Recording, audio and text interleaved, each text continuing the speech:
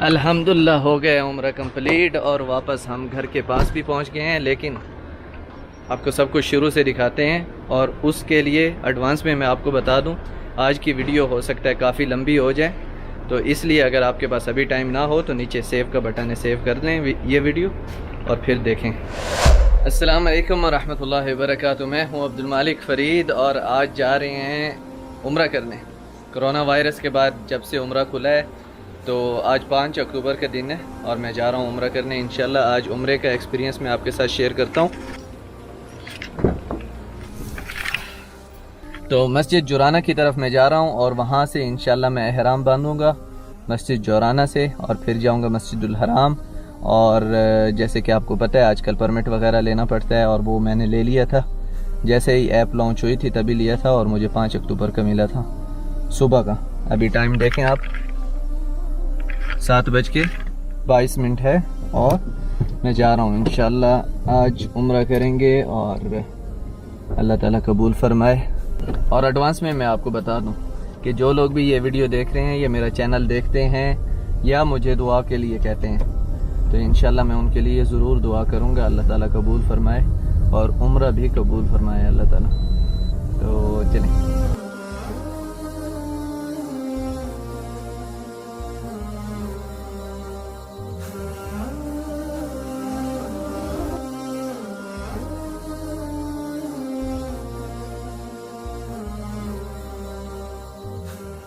ये देखें, इस टाइम पे हम जोराना के पास पहुंच गए हैं, मस्जिद जोराना के पास। वो देखें बीर जोराना का पता है, कुआं जोराना का, जहाँ पर कुआं था, ये मस्जिद वहीं पर ही है। ये देखें मस्जिद जोराना के पास हम लोग पहुंच गए हैं और अभी इंशाल्लाह यहाँ से एहराम बांधेंगे और जाएंगे मस्जिदुल हराम। यहाँ पर तहियतुल मस्जिद पढ़ेंगे 2 रकातें और फिर चले जाएंगे। इस टाइम पे मैं मस्जिद जोराना के पास हूँ और एहराम चेंज करके अभी आता हूँ।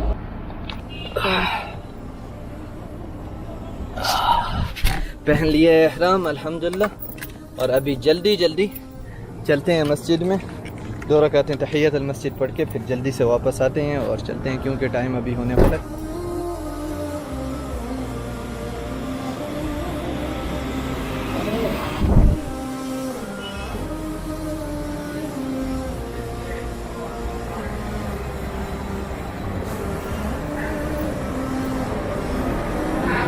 मेरा 9 से 12 बजे का टाइम था उम्रे का, तो अभी काफ़ी देर हो रही है, 8 बज गई। उन्होंने कहा था 8 बजे आना, तो अभी 8 शायद बज गई होगी।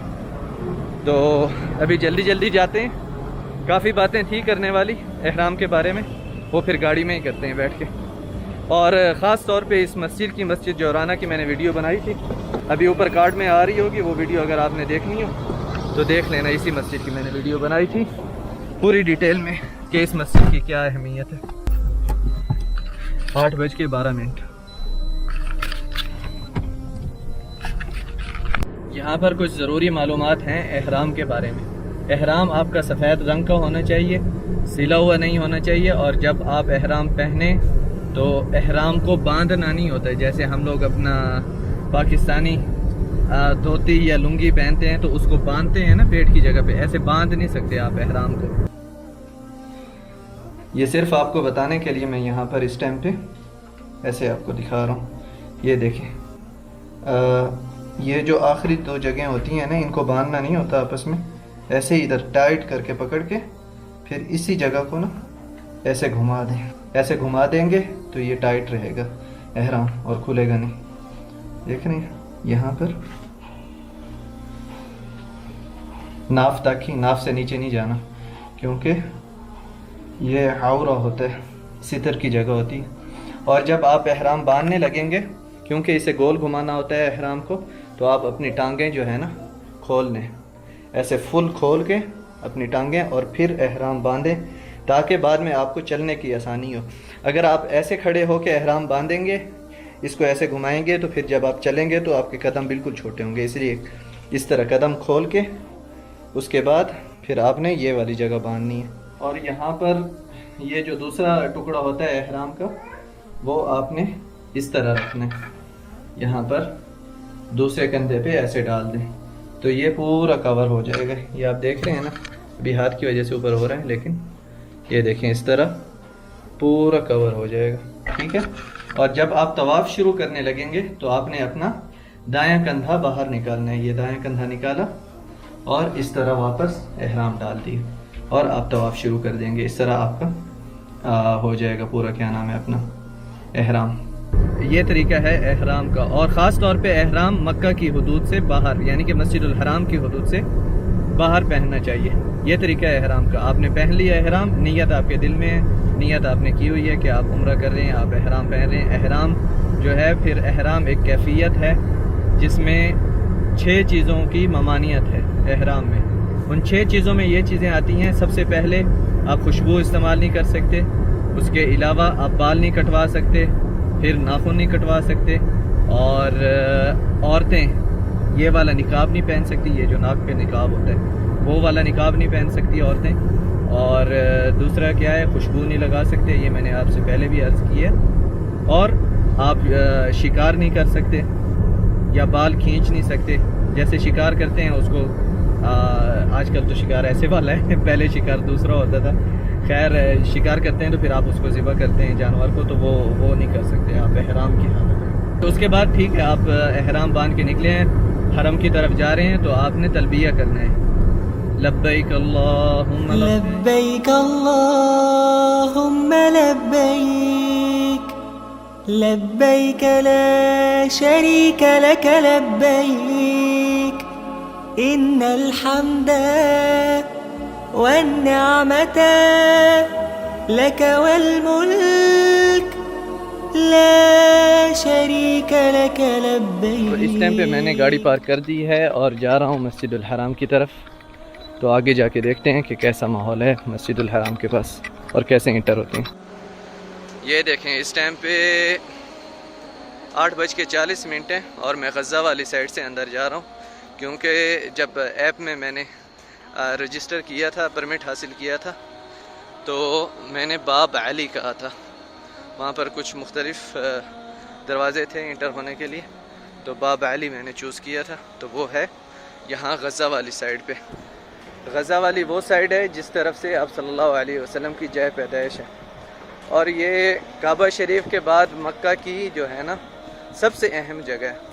आपको पता है पुराना मक्का जहाँ पर बनु हाशिम, हज़रत अब्दुल मुत्तलिब का घर यहीं पर ही था, सफ़ा मरवा वाली साइड पे। सफ़ा वाली पहाड़ी से, सफ़ा वाली पहाड़ी और जबल खुबैस से इस तरफ मशरक़ी साइड पे। तो ये बड़ी अहम जगह है। आप सल्लल्लाहु अलैहि वसल्लम का घर भी यहीं पर ही था, हज़रत बीबी खदीजा का रज़ी अल्लाह अन्हा, उनका घर भी यहीं पे था। हज़रत बीबी फ़ातिमा रज़ी अल्लाह अन्हा, उनका घर भी, उनकी जय पैदाइश भी यहीं पर थी। तो ये मक्का की सबसे अहम जगह है, ये मक्का की अहम शहर है। मेरे से काफ़ी लोग पूछते हैं कि आप सल्लल्लाहु अलैहि वसल्लम का घर दिखाएं मक्का में जो था पुराना। वहाँ पर अभी हरम है। जो पुराना मक्का था ना, उमूमन वहाँ पर तकरीबन पूरा अभी मस्जिदुल हराम है। जो पुराना मक्का था, जहाँ पर कुरैश था, पुराने कबीले रहते थे, जो पुराना मक्के के शहर था, वो इतना ही था जितने के ऊपर इस टाइम पे अभी पूरी मस्जिदुल हराम है। तो काफ़ी कुछ है यहाँ पर, काफ़ी कुछ था जहाँ पर अभी सिर्फ मस्जिदुल हराम है और मस्जिदुल हराम के सहन है। आज आपको ये बहुत ही अहम इंफॉर्मेशन मैंने दी है। मज़ीद आप ख़ुद रिसर्च किया करें। मैं तो अक्सर कहता रहता हूँ कि आप ख़ुद रिसर्च करें, आप ख़ुद देखें, आपके अंदर शौक़ पैदा होगा, आपके बच्चों के अंदर शौक़ पैदा होगा। अगर आप बड़ी उम्र के हैं, आपके बच्चे हैं तो। ये देखें, ये सफ़ा मरवा वाली साइड है, ठीक है, सामने जमजम टावर, और उस तरफ सामने जो है ना कैंप हैं, जहाँ पर अभी हम जाके रुकेंगे और वहाँ से फिर आगे काफ़िलों की शक्ल में लेके जाएंगे आगे इंशाल्लाह।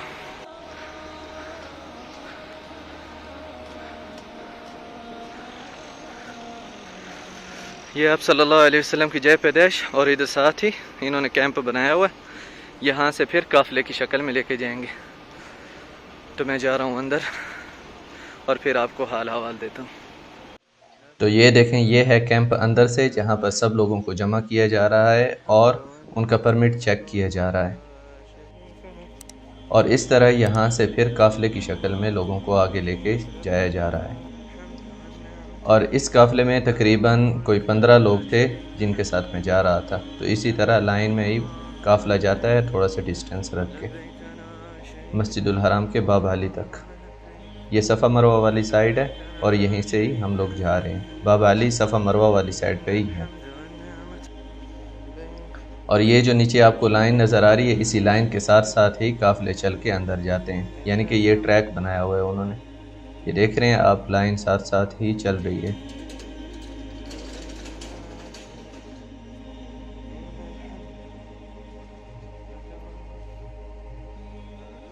और ये सफ़ा मरवा का बिल्कुल नीचे वाला फ्लोर है, इसी को क्रॉस करके हम आगे मताफ़ की तरफ जाएंगे। और ये हमें शापर वगैरह दिए हैं उन्होंने, इसमें जूते वगैरह रखने के लिए। और ये देखें ट्रैक साथ साथ चल रहा है हमारे, हम जैसे ही जा रहे हैं। तो ये देखें अभी हमारे सामने काबा शरीफ आ जाएगा।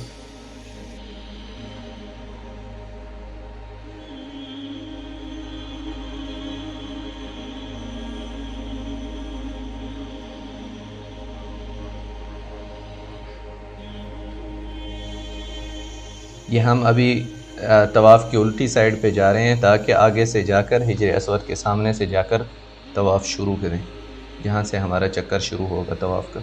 और इस तरह मताफ़ के अंदर भी ये ट्रैक बने हुए हैं ताकि फ़िज़िकल डिस्टेंस मेंटेन किया जाए। और जैसे ही आप इस ट्रैक पे चलते हैं, आगे दूसरे निशान आ जाते हैं दूसरे ट्रैक पे जाने के लिए। ये जो निशानात आपको नज़र आ रहे हैं, ताकि आप ट्रैक चेंज कर लें और आपका अदद भी आपको ना भूले कि कितने चक्कर हो गए हैं आपके तवाफ़ के। इसी तरह आप 7 चक्कर करते हैं, 7 बार ट्रैक चेंज करते हैं और काबा शरीफ के नज़दीक से नज़दीक होते जाते हैं। तो इस तरह फिर तवाफ़ कंप्लीट हो जाता है।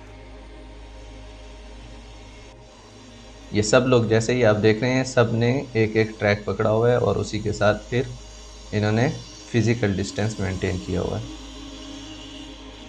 यहाँ पर मेरा तवाफ़ कंप्लीट हो गया है अल्हम्दुलिल्लाह। यहाँ पर ये जो पीछे मेरे लोग बैठे हैं, यहाँ पर 2 नफल पड़े हैं तवाफ़ के, इफ़ादत तवाफ़ के नफल पड़े हैं। और ये ज़मज़म की बोतलें भी बांट रहे थे वहाँ पर, तो ज़मज़म की बोतल भी लेके पी है अल्हम्दुलिल्लाह। और अब जा रहा हूँ मैं सफ़ा मरवा की तरफ। और ये ज़मज़म बड़ा ज़बरदस्त इन्होंने इंतज़ाम किया हुआ है और जितना मर्ज़ी लें वो दे देते हैं। और ये देखें वैसे ही ट्रैक सारे बने हुए हैं जो आपको सफ़ा मरवा की तरफ लेके जाते हैं, ताकि आप ट्रैक्स के साथ साथ चलते जाएं, रास्ता ना भूलें। और यहाँ पे देखें बड़ा खूबसूरत मंज़र नज़र आता है काबा शरीफ का, जब आप सफ़ा मरवा के लिए जा रहे होते हैं और ऊपर वाली मंजिल पे एक मंजिल ऊपर आ जाते हैं आप, और सफ़ा मरवा भी वहीं से ही करते हैं। और ये है सफ़ा की पहाड़ी। इस टाइम सफ़ा की पहाड़ी के पास मैं मौजूद हूँ। और ये देखें यहाँ से ही फिर सफ़ा मरवा शुरू करते हैं, सफ़ा की पहाड़ी से लेकर आगे मरवा की पहाड़ी तक जाते हैं।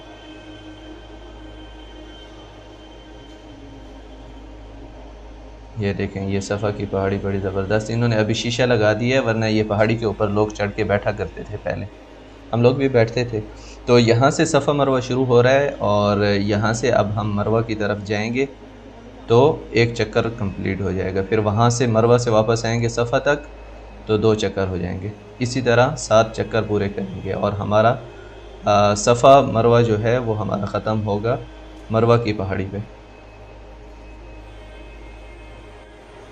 और यहाँ पे बड़ा रिलैक्स लोग चल रहे हैं, आपके सामने ही है। कोई रश नहीं है और यहाँ पर ट्रैक्स वगैरह भी नहीं बने हुए, सब लोग बिल्कुल आराम से रिलैक्स जा रहे हैं।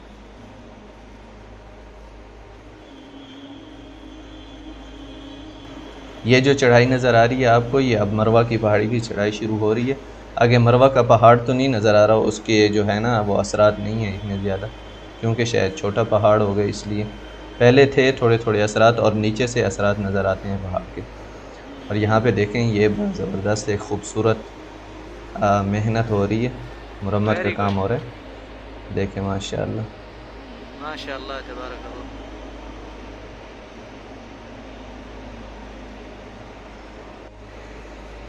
अब मैं मरवा की पहाड़ी से नीचे उतर के वापस सफ़ा की तरफ जा रहा हूँ। एक चक्कर कंप्लीट हो गया है, अब दूसरे चक्कर के लिए जा रहा हूँ मैं आगे।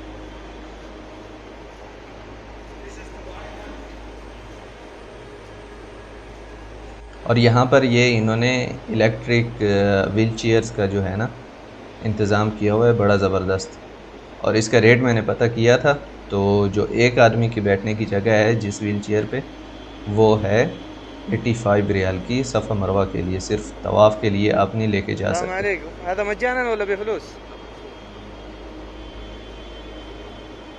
और 2 आदमियों की बैठने की जिस व्हील चेयर पे जगह है वो थी 115 रियाल की, सिर्फ सफ़ा मरवा के लिए। तो जिन लोगों को ज़रूरत पड़ती है वो इस्तेमाल करते हैं। और यहाँ पर ये जो ग्रीन लाइट है, यहाँ से थोड़ा सा तेज़ चल के जाना होता है आपको। तकरीबन ये कोई 60-70 मीटर होगा, या ज़्यादा से ज़्यादा 100 मीटर, उससे ज़्यादा नहीं होगा, लेकिन 100 मीटर से कम लग रहा है मुझे।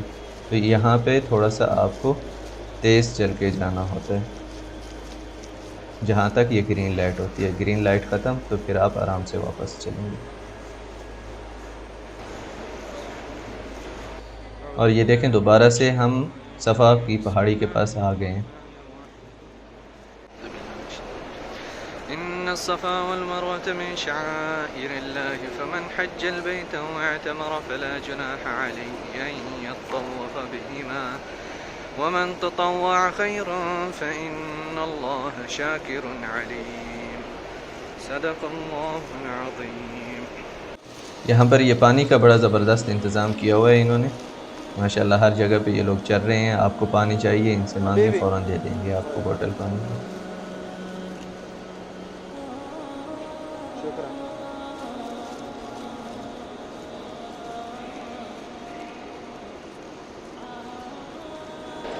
इस बोतल में जमज़म का पानी है, देखें आप, माशाल्लाह।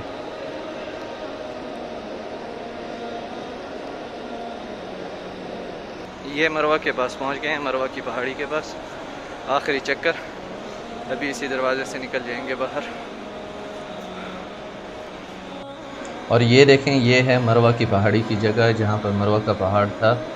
तो यहाँ पे अभी पहाड़ तो नहीं है, लेकिन वही जगह ऊंची की हुई है। नीचे पहाड़ है इस मार्बल के नीचे, और ये इस तरह का माहौल है यहाँ पर। ये वाला जो दरवाज़ा है इसे कहते हैं बाब मरवा, और जो लोग उम्रा करते हैं अक्सर लोग यहीं से ही निकलते हैं। तकरीबन 60-70% लोग यहीं से बाहर निकलते हैं। और ये बड़ी ख़ूबसूरत आयात लिखी हुई हैं यहाँ पर, आप देखें।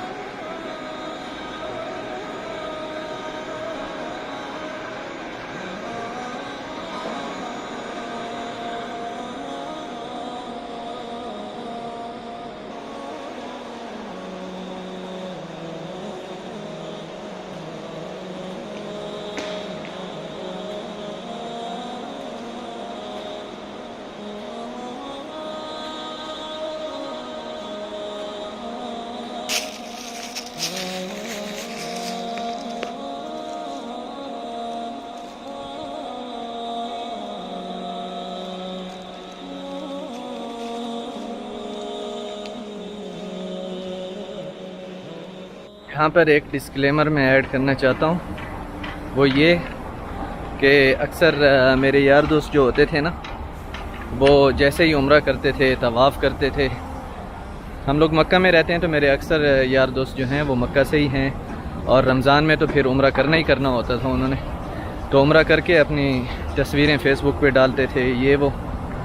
और आज मैं ख़ुद अपने पूरे उम्रे की वीडियो बना के आप लोगों के सामने रख रहा हूँ। क्यों?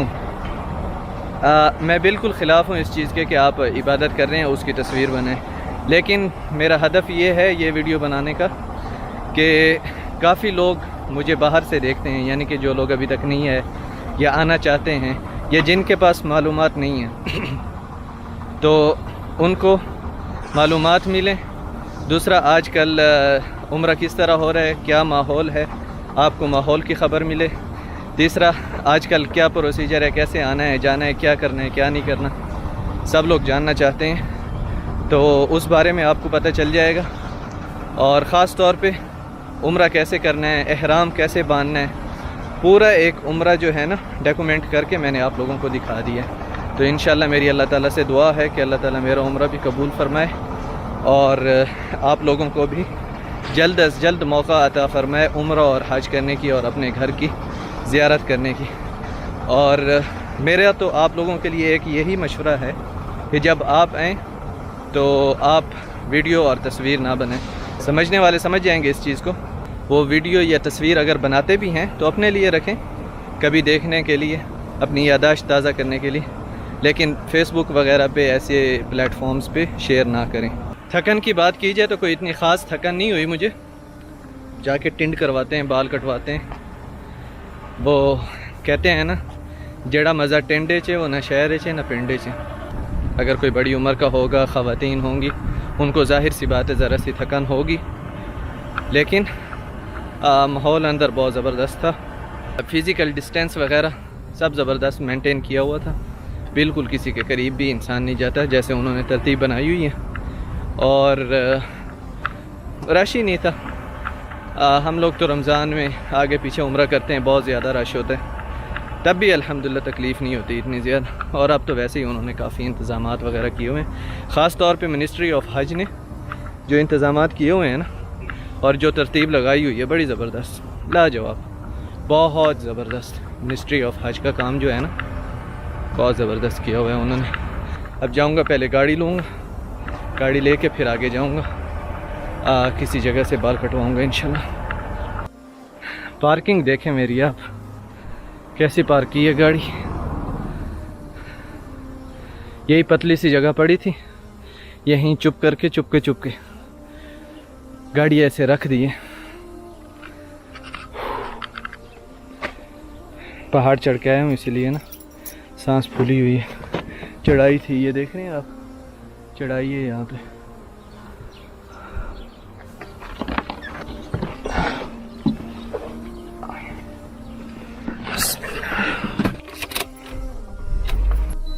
ये देखें, 9 बजने से 20 मिनट पड़े थे जब यहाँ से मैं गया था, आपको घड़ी दिखाई थी, और पूरे 11 बजे समझे पहुँच गया हूँ वापस गाड़ी में।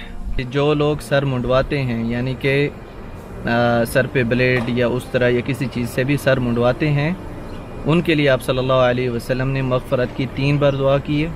और जो लोग कटिंग करवाते हैं, कैंची से कटवाते हैं, उन लोगों के लिए आप सल्लल्लाहु अलैहि वसल्लम ने 1 बार मग़फ़रत की दुआ की है।